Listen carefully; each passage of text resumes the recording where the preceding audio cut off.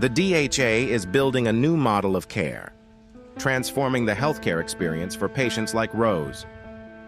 Let's journey with Rose, a typical busy professional and a mother of three, who juggles all the demands of a single mother with childcare, work, finances, and all the other unexpected challenges that raising a busy family comes with.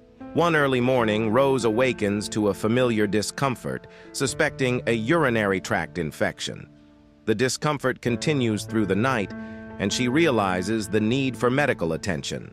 However, she knows that the clinic is closed and that she won't be able to get through to make an appointment until morning. She tried the patient portal, but there was no capability to make an appointment through that venue.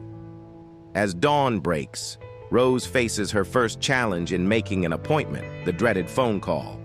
Frustrated she can't make an appointment online, it becomes an exercise of being on hold for long periods of time, undergoing several transfers with repetitive questions.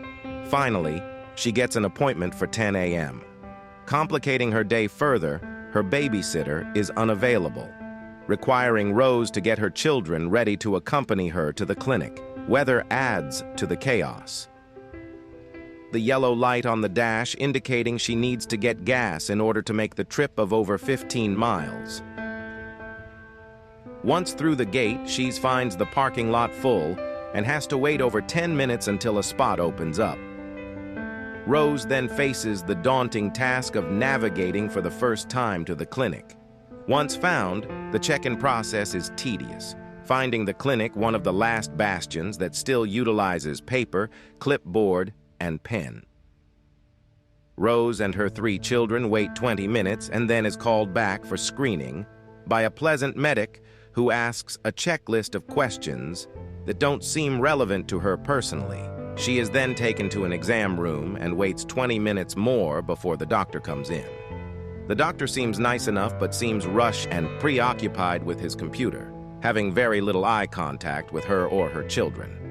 He asks Rose many of the same questions she has now answered on the phone, on the questionnaire, and while being screened. There is a feeling of detachment, albeit unintentional, but it adds a layer of impersonality to her experience. Rose is directed to the lab for further testing. She is then directed back to the clinic. Through the halls, she goes again, keeping her children by her side. After waiting again in the clinic, she gets put back in an exam room and waits for the provider to return.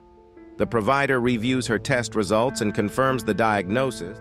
The next navigational challenge awaits at finding the pharmacy. She takes a number and takes a seat. With prescription in hand, Rose departs only to face building afternoon traffic and poor winter conditions. Once home, and shifts her focus to catching up on the chaos of her busy household.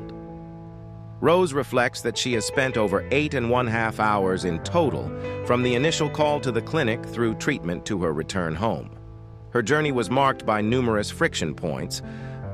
Though grateful for the care she has received, she is cognizant of the overall poor experience, to include inconvenience in the ability to get timely care, the risk and cost of having to drive a long distance, the prolonged suffering from the delay in getting her treatment in a timely manner, and missing work. This story of Rose is a catalyst for change. It prompts a critical question: what can we do better? The answer lies in our collective effort to build a better model of care, one built around each individual with individual needs, and realizing no 2 patients' journey are the same. Together, we have an incredible opportunity to fundamentally transform the healthcare experience for individuals like Rose, reshaping it into a more efficient, more empathetic, and more patient-centered journey. It's time to deliver the DHA's new model of care, a model that prioritizes the patient's journey and experience at every step. DHA in support.